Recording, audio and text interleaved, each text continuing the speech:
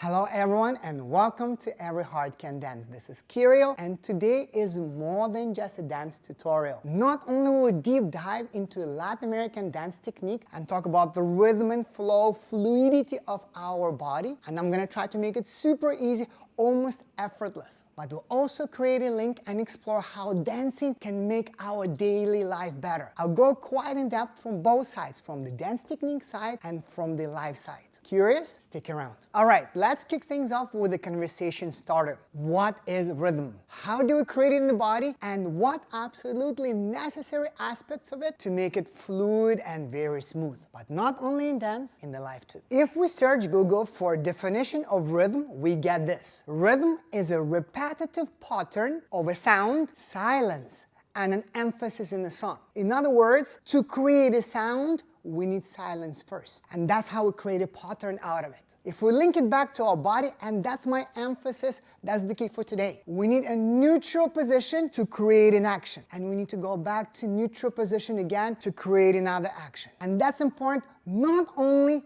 for dance, but for life too. All right, now let's talk technique and body mechanics. Let's start from the neutral position of our body, and that will be the key for us. All right, if you recall, we call it zigzag action in our body. So knees going back, hips going forward, ribs are closing in, chest is stretching forward, and the spine, neck going back. Let's do it one more time. Soften your knees, knees going back, pelvis going at the same time as we're straightening. So it's very simultaneous action. I don't do knees first and then the body and then the pelvis. Knees going back, pelvis going forward. If hips going forward, ribs are closing in. If ribs are closing in, chest is stretching forward, just stretching along your clavicles. And your spine is stretching, going actually a little bit back. So create that zigzag line, zigzag vectors in our body. Yeah, try it again. Knees going back, hip going forward, ribs are in, stretching our chest forward, and spine going back. Now do it, do not force it, it's really effortless. Yeah, just creating a bit of directional position. So the next part is, I want you to imagine your body being a big metronome. So from that neutral position, what we'll start doing, we'll start moving our ribs forward. Don't open them too much, just push them forward like so. Yes, forward, and then bring them back to neutral. Again, bring it forward, and bring it back to neutral. Once again, forward and go back to neutral position. What you probably notice at this point is that your weight is rolling along your feet. So every time you bring your ribs forward, your weight goes to the ball of the foot. When you go back, you probably go to the middle or towards the heel. Do not go too far. You can explore your limit, seeing how far you can go with your ribs. You don't need to go too much.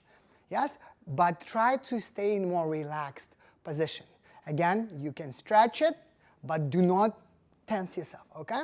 Do not force your ribs either. Just bring them forward and notice that your weight is going, okay?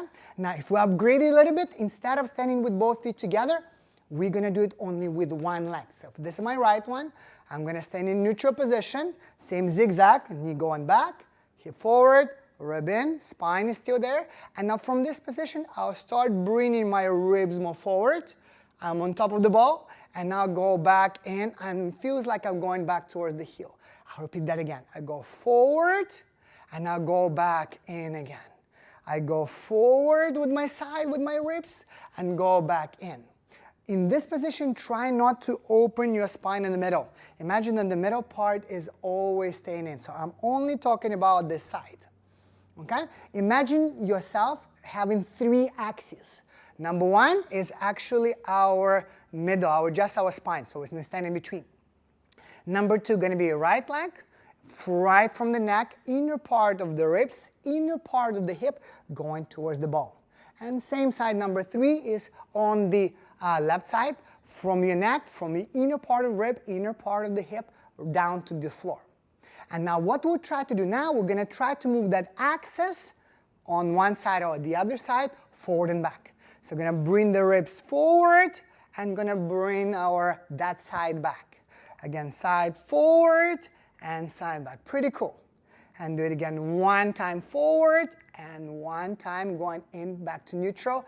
Try not to go too far back. All right? The next part will be super cool. Now I'm going to try to link from one leg to another leg. Very simple, just as an exercise. I will open my feet slightly, keeping them quite straight, don't open too much. And now shift your weight to that leg and stretch your side. You'll feel that you go into the ball. Now you go back to neutral, weight goes back towards the heel. From here, I'm going to stretch this side and draw my weight to the ball of the foot on the left side, and I'll go back to neutral. So from this heel, I'm going to go to the other toe because the body going there. And ribs going in, the weight goes back. And I'm going to bring in over again my side forward. It's on top of the ball. I go back to the heel first before I start stretching and going to the other ball. And this is the key to create rhythm in our body. We are not forcing it. In order to create rhythm, I truly believe there is only one way, and it's through the weight. In particular, if we're talking about repetitive rhythm. Okay? We don't want to force it, just moving our body.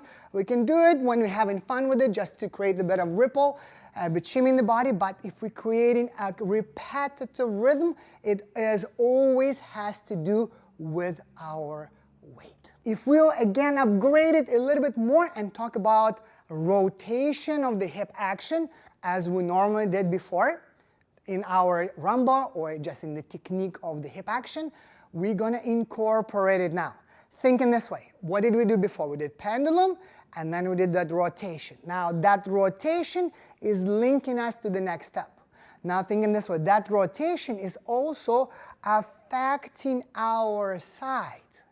So the rotation is the link through the side to the next step, to the next weight transfer. So when we release, rotate here, when I rotate, my side is here and I'm moving over. But the weight movement through the feet is paramount. That's our key. Please follow me if you just open your feet like so. We're going to bring our body on top. We're going to go back into the heel or towards the middle part. Our rotation will start stretching our side, and that's what causing us to transfer the weight to the other side, going back into the heel, rotation, and that is bringing us to the other side. And this is how we dance cha-cha, rumba, samba as well. Slightly different, but the idea is going to be the same. Rumba is a little bit more slower, so we can create much more bigger, fluid, more smoother movement. Cha-cha is fast, so it's a little bit smaller. Samba, we bend knees, so there is even more ripple through the body that we can create. Really, really cool. Let's summarize it. If we open the feet, we move this side, our weight is moving on top of the ball. Now we're taking back towards the middle part, better not to the heel. Now the rotation of the hip of the leg is projecting us with the other side, and that's what draws us to the side on the other leg. Now we're on top of the ball, we're going back in, we'll rotate, and that's linking us to again to the other side. So release, rotate, move over, relax, going back, rotate, give the side, and go over. Do we have this part? Now to re-emphasize previous section, when we talked about rhythm, we always need neutral position to create another sound, another action. Again, we need to go back to neutral position and to create another action of the sound. But if we talk about more practical and now pattern of the rhythm, we need to adjust. If you recall, when we talked about rhythm, rhythm was a sound, silence, and an emphasis. So what we've done so far with the previous action, it was kind of emphasis all the time. We cannot really do this, it's not very practical. Again, it's quite technical, but please follow me. What we'll do right now, we're going to just stand in this neutral position with feet apart. And you notice right now that there is the same distance between your hips and the ribs. But the moment we are shifting our weight from one side to another side, you notice that this distance is decreasing on this side, and this side is stretching. Now once I go through the middle again, and we connect in here. And that's the key for our rhythm as well. Our action, when we're doing moving fast, is connecting here right away. That's our neutral position that we can stretch and go to the next neutral position. So we are not always trying to go moving with the body too much and then going back. As an emphasis, we can. But our body action is happening during the rotation. So what do I mean by this? Again, I'm neutral. So I'm going to move to this side. My ribs and hips are closer to each other, longer here. I rotate, and this is the time when I have the biggest rhythm of the body action. Because the moment I move my weight, this is starting to gather, so I can rotate and create another one. We don't have time when we dance to move fully here, then go. Move fully, then go. That becomes much more forceful. What we need to do is always react to our weight. Our weight moves, our body connects. Then we rotate. Our weight moves, our body connects to it. Imagine that your hips are going up towards the rib. Not the rib going down, but up towards this. They're linking, connecting, moving over, connecting. So when I'm moving towards the side, I'm already linking, going back, and that's my rotation to stretch to the other side. Now when I move to the bow, this is already linking and bringing me back to rotate. Now I go from one side to another side. Do you see that I'm much more efficient now? Number one variant, I move and I go, move and I go. And when music is fast, not possible.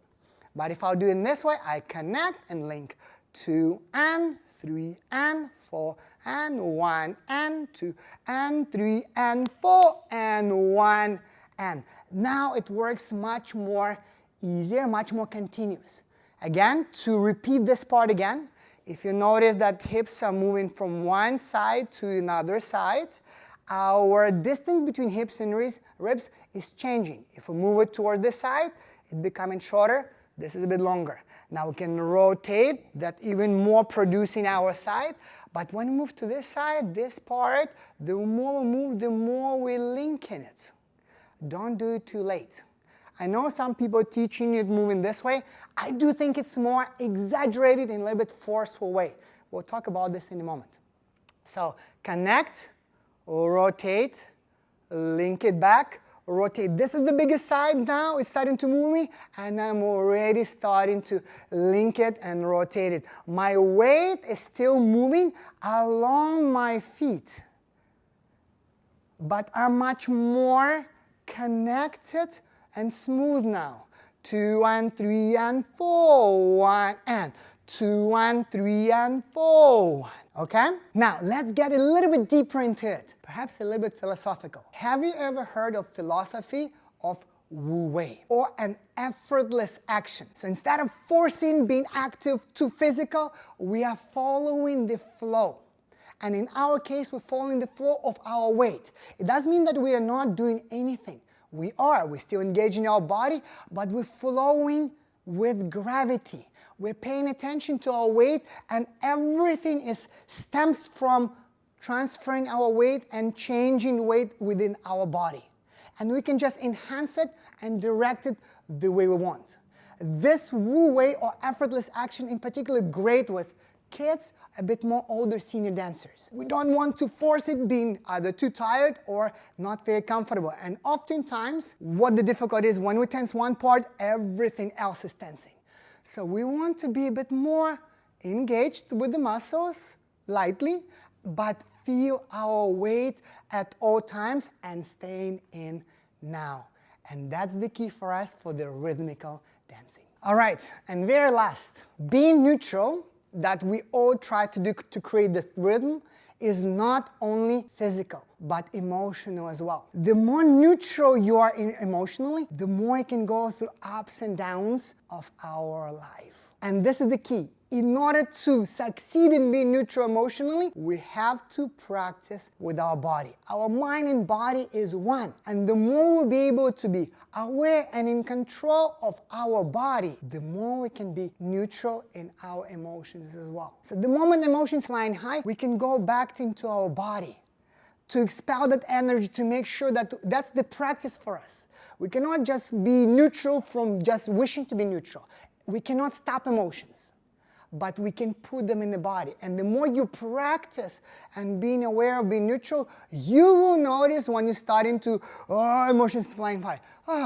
We go back to the body, we breathe. That's the first thing that we do. Yes, pay attention to where your weight is. Pay attention how tense you are. And once you are doing so, and you're doing this on the regular basis, you'll be able to manage your emotions in much more calm and much more even manner. And that's the link between dancing, awareness of the body, and understanding, and everyday life. To approach things not directly. You want to be more spiritual or having more happier life? Be more physical. Learn about your physicality of the body, how you move. Pay attention to it. And then you notice, again, because our emotions, our mind, and our body is one, all right? And the more attention and the more focus we put to it, the better things are. Yes, only mobilized energy that we put with attention can create something.